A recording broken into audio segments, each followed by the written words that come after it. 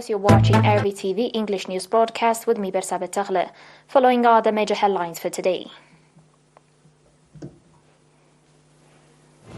Efforts being made to empower women.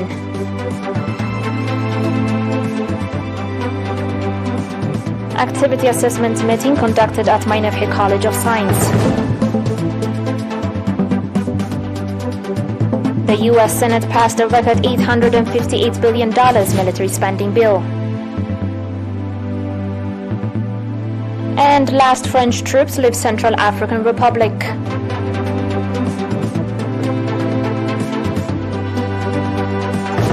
On your local news, the National Union of Eritrean Women organized activity assessment meeting on 15 and 16 December in Asmara.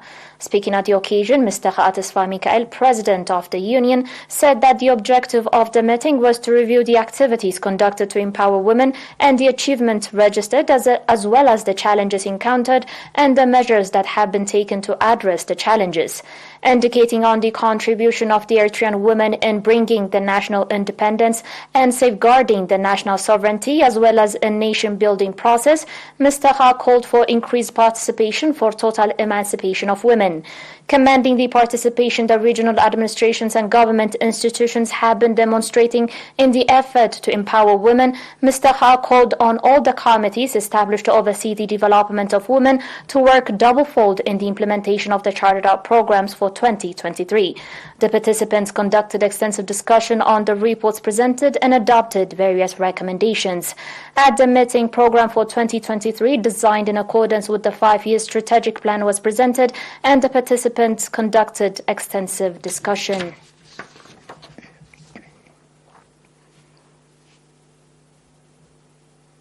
The National Union of Eritrean Youth and Students branch of Sawa and Higher Education Institutions conducted a meeting on 15 December at Mainafhi College of Science aimed at reviewing the implementation of the programs of 2021 and 2022. Ms. Mansoura Ismail, chairperson of the union branch, explained on the significance of the meeting in identifying strengths and challenges as well as ordaining viable programs. The participants on their part expressed readiness to play due part in the implementation of the chartered out programs of the union.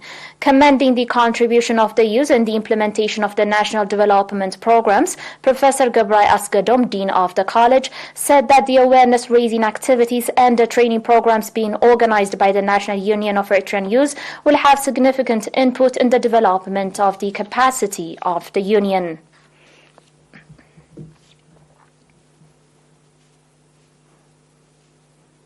On the last local report, the National Union of Eritrean Youth and Students branch in the Northern Red Sea region reported that commendable activities have been carried out to develop awareness of the youth as well as in strengthening organizational capacity of youth workers.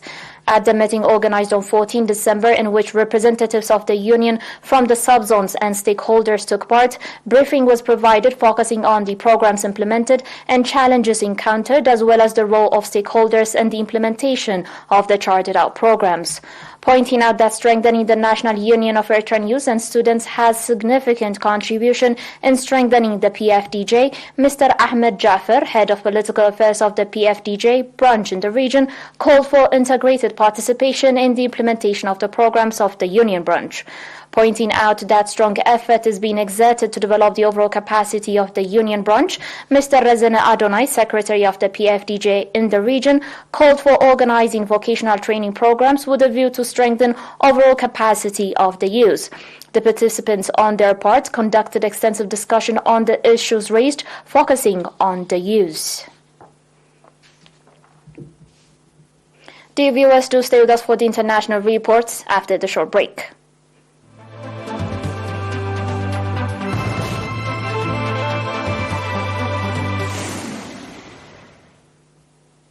Welcome back.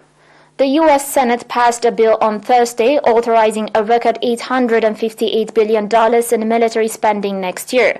The National Defense Authorization Act will now go to President Joe Biden to be signed. The record bill provides around $45 billion more for defense programs than Biden had requested. The United States currently spends more on defense than twice as much as the other 29 members of the NATO military alliance combined. Germany passed a defense budget of 50.4 billion billion euros, as well as a 100 billion euro special fund to modernize its military. The funds will be put towards weapons, ships and aircraft, as well as a 4.6% pay increase for troops. Amid rising tensions with China, the bill has allocated billions in defense support for Taiwan, as well as fast-tracked weapons procurement for the Asian country.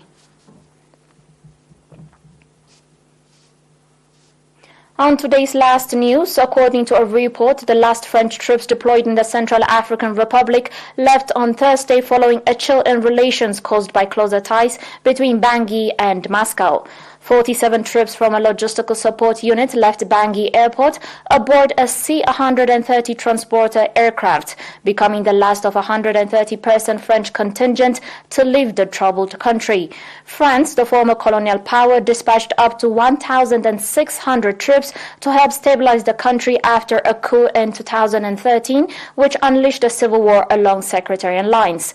The operation, named Sangaris, was France's seventh military intervention in the Central African Republic since the country gained its independence in 1960.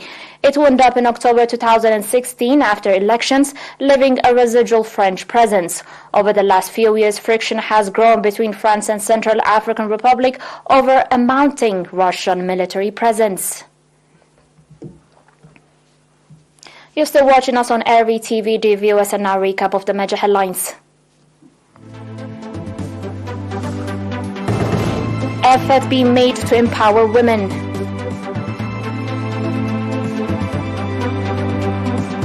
Activity assessment meeting conducted at Mainefi College of Science. The U.S. Senate passed a record $858 billion military spending bill. And last French troops leave Central African Republic.